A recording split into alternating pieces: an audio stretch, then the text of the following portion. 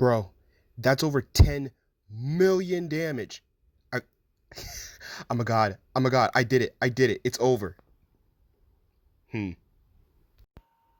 By the way, special notes to the 20 subscribers at the end. So, yeah, I guess you could just skip to that.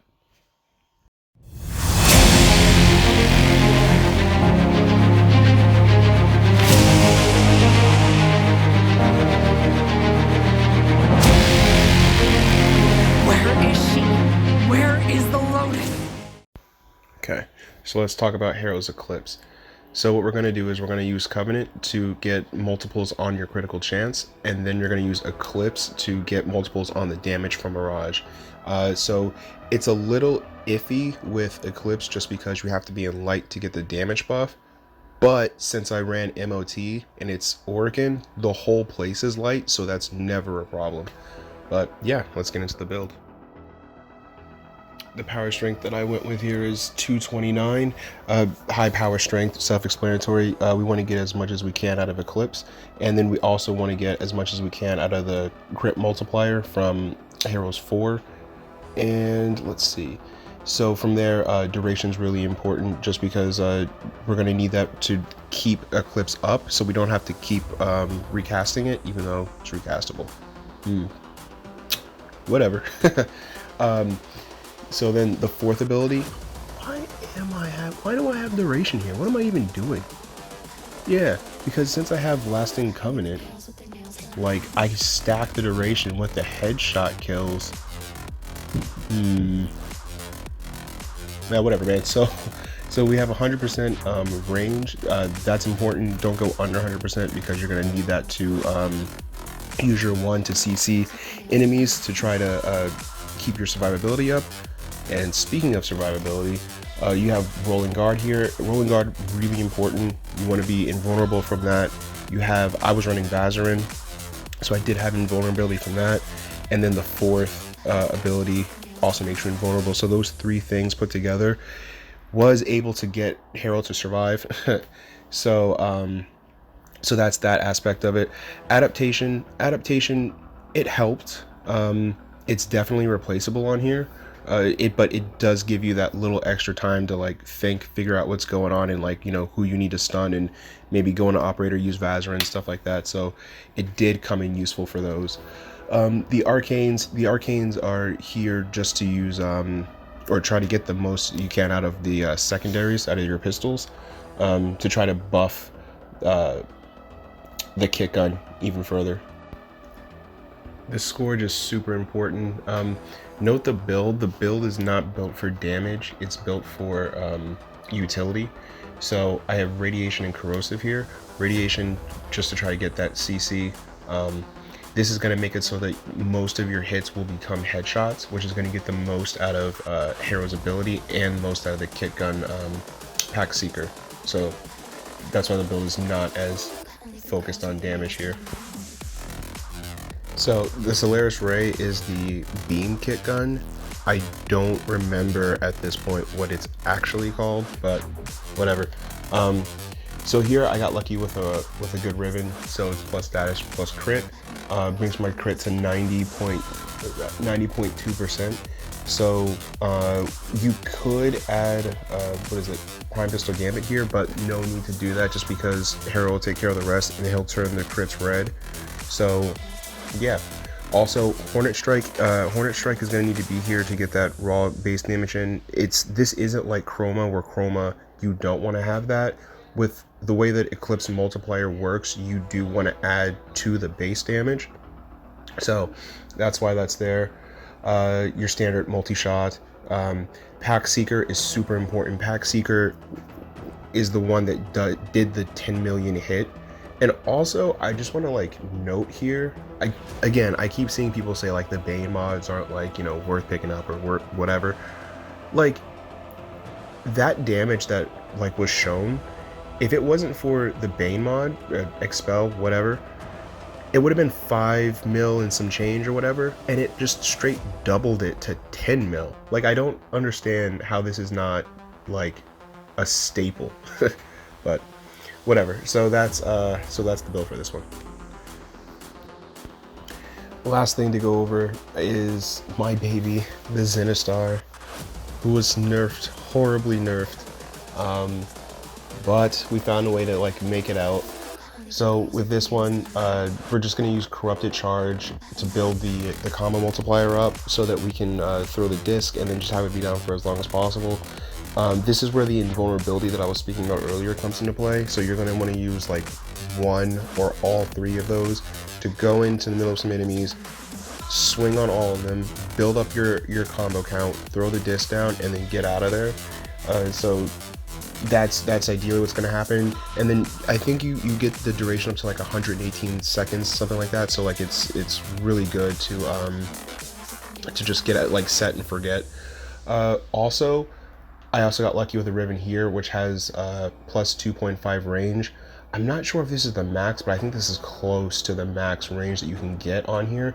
And it was buffed because since they nerfed my baby and people stopped using the Zenistar, the Riven disposition, which why it's based on popularity, I do not know. But anyway, the Riven disposition went up, which increased the range, which is all the better. So the status I'm using here is Radiation Viral. Perfect combination. Radiation, CC, keeps them away from Harrow. Viral, so when they changed Viral, now that it stacks on top of itself, since the Zenistar is continuously procking, it can very immediately get the 10 stack for the Viral, which will net you, well, I think it's 325% damage per, like, just added damage to whatever you hit them with. So yeah, so this was really amazing. Also, the nullifiers, yeah, so like also the Zenistar just eats the nullifier shield, so there's no concern with that. So yeah, it was really nice to be able to bring the Zenistar kind of back into my gameplay like I used to. But yeah, so I just wanted to mention some stuff about the actual gameplay. So Harrow's 1 can go through walls, which is awesome, which is probably going to be nerfed at some point in the future. But anyway, as it stands now, so you can stand behind something and, you know, be safe from hits and then still CC them, which you'll see me doing a lot in this gameplay. Another thing that you can do, which I thought was just poetic justice, is that you can basically use the nullifiers against them. So what happens is, because you're going to be continuously getting these ridiculously awesome red crit headshots, it's going to increase your duration for Covenant up to, you know, 30, 50, you know, over a minute. And sometimes you actually just need, for whatever situation, the invulnerability side of it, you know, just to go get life support or whatever you need to do.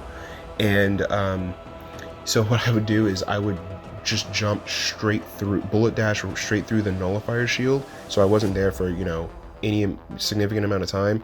It would take off the buff, and then I could reactivate it whenever I wanted to. So it was just a cool thing, you know. The nullifiers in this just weren't a problem, which is great, because the Zenistar could just take down the shield, and then should you need to get rid of your buff, you had a very consistent way of doing it. So that was pretty cool. Yeah. Oh, so I guess I should mention this.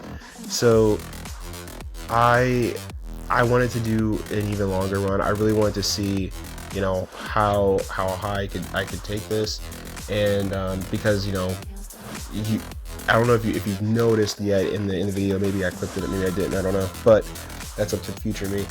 But the 10 million hit, I don't know if that was the highest. I think that was the highest hit that I saw. But if you notice, there's consecutive hits in the millions. Like, you know, there was like a 9 million, 5 million, like it was no big deal. So I really did want to see like how far this could go. But something super embarrassing happened. I ran out of energy pads. I don't know.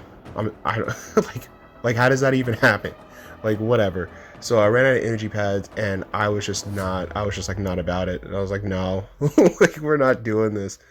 So then I think around like 40 minutes and some change or something like that, I realized I ran out, and then I just bounced. Like, I thought I was bugged because I have a hotkey for it on my on my controller, and like I pressed it, it didn't come out, and then I went and checked, and then it was gone, and I was like, well, this is embarrassing. So yeah, so hopefully in the future I'll do another run, you know, fully stocked, and be able to see like how the damage pans out going further and further. With all the stacking that happens from Eclipse, from, you know, the Bane mod, from just the straight up down crit chance, from the viral stacking, I don't know. I don't know how far it could go. I don't. It can definitely hit over 200-300, but you know, we'll see how it goes in the future.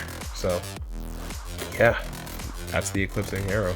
Oh, and I did want to reiterate this one thing, that the Eclipse problem that people have, where, you know, where's the light, where's the dark, I realized just use it on the maps that you need it for, right? So like if it's a light map, you could use Eclipse for the damage buff. And like, let's say for some whatever reason you want to use it to mitigate damage, why, whatever, that's you, man.